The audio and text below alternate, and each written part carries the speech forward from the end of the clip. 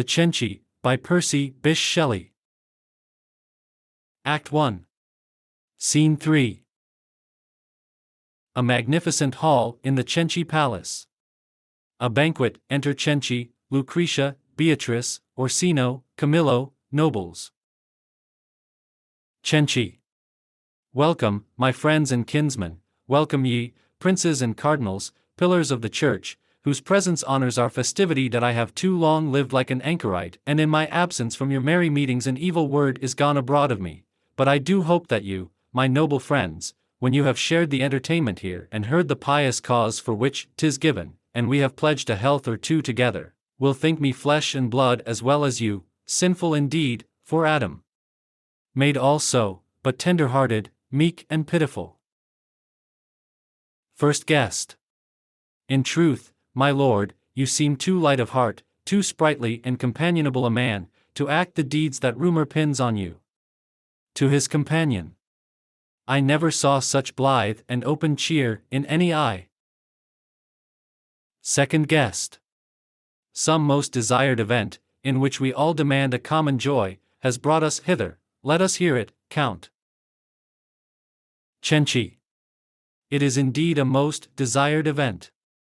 If, when a parent from a parent's heart lifts from this earth to the great Father of all a prayer, both when he lays him down to sleep, and when he rises up from dreaming it, one supplication, one desire, one hope, that he would grant a wish for his two sons, even all that he demands in their regard, and suddenly beyond his dearest hope, it is accomplished, he should then rejoice, and call his friends and kinsmen to a feast, and task their love to grace his merriment. Then honor me thus far, for I am he.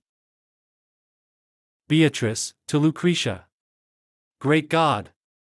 How horrible! Some dreadful ill must have befallen my brothers.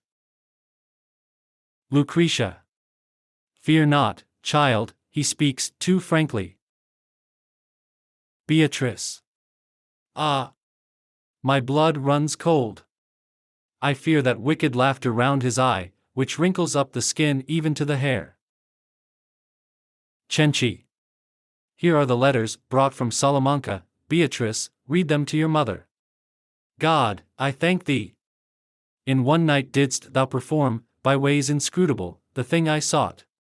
My disobedient and rebellious sons are dead. Why, dead? What means this change of cheer? You hear me not, I tell you they are dead, and they will need no food or raiment more. The tapers that did light them the dark way are their last cost. The Pope, I think, will not expect I should maintain them in their coffins. Rejoice with me, my heart is wondrous glad. Lucretia sinks, half fainting. Beatrice supports her. Beatrice. It is not true, dear lady, pray look up. Had it been true, there is a God in heaven, he would not live to boast of such a boon. Unnatural man, thou knowest that it is false. Cenci. I, as the word of God, whom here I call to witness, and I speak the sober truth, and whose most favoring providence was shown even in the manner of their deaths. For Rocco was kneeling at the Mass, with 16 others, when the church fell and crushed him to a mummy, the rest escaped unhurt. Cristofano was stabbed in error by a jealous man, whilst she he loved was sleeping with his rival, all in the selfsame hour of the same night, which shows that heaven has special care of me. That I beg those friends who love me, that they mark the day of feast upon their calendars. It was the 27th of December. Read the letters, if you doubt my oath. The assembly appears confused, several of the guests rise. First guest. Oh, horrible! I will depart. Second guest. And I. Third guest. No, stay, I do believe it is some jest, though, faith. 'Tis mocking us somewhat too solemnly. I think his son has married the Infanta or found a mine of gold in El Dorado. 'Tis but to season some such news. Stay, stay. I see 'tis only raillery by his smile. Cenci, filling a bowl of wine, and lifting it up. Oh, thou bright wine, whose purple splendor leaps and bubbles gaily in this golden bowl under the lamplight, as my spirits do, to hear the death of my accursed sons. Could I believe thou wert their mingled blood, then would I taste thee like a sacrament and pledge with thee the mighty devil in hell, who, if a father's curses, as men say, climb with swift wings after their children's souls, and drag them from the very throne of heaven, now triumphs in my triumph. But thou art superfluous, I have drunken deep of joy, and I will taste no other wine tonight. Here, Andrea. Bear the bowl around. A guest, rising. Thou wretch! Will none among this noble company check the abandoned villain? Camillo. For God's sake, let me dismiss the guests. You are insane, some ill will come of this. Second guest. Seize, silence him, first guest. I will. Third guest. And I, Cenci, addressing those who rise with a threatening gesture. Who moves? Who speaks? Turning to the company, 'tis nothing, enjoy yourselves, beware. For my revenge is as the sealed commission of a king that kills, and none dare name the murderer. The banquet is broken up, several of the guests are departing. Beatrice. I do entreat you, go not, noble guests. What, although tyranny and impious hate stand sheltered by a father's hoary hair, what, if 'tis he who clothed us in these limbs who tortures them and triumphs? What, if we, the desolate and the dead, were his own flesh, his children and his wife, whom he is bound to love and shelter? Shall we therefore find no refuge in this merciless wide world?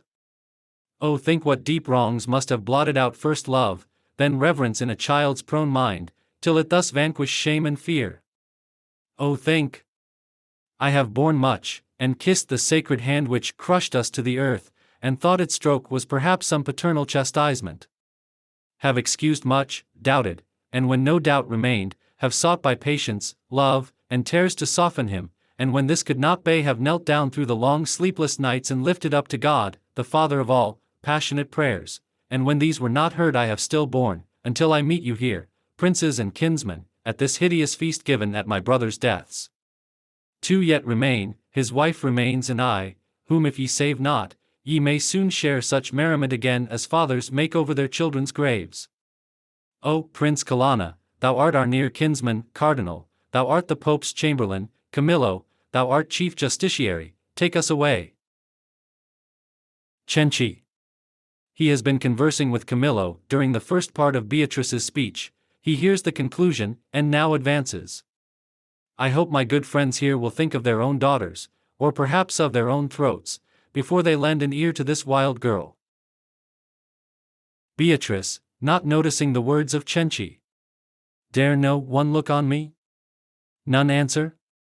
Can one tyrant overbear the sense of many best and wisest men, or is it that I sue not in some form of scrupulous law, that ye deny my suit?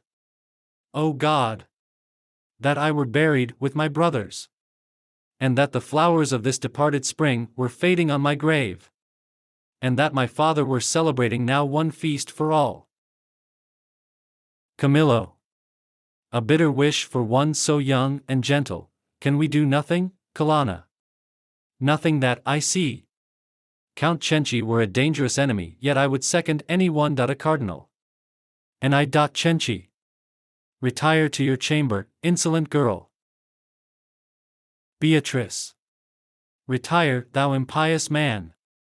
I, hide thyself where never I can look upon thee more. Wouldst thou have honor and obedience who art a torturer?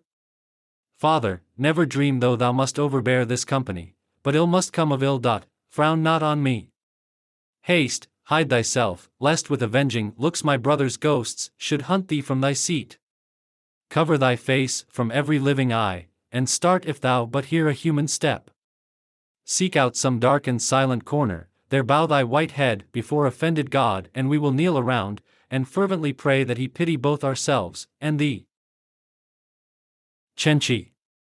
My friends, I do lament this insane girl has spoilt the mirth of our festivity.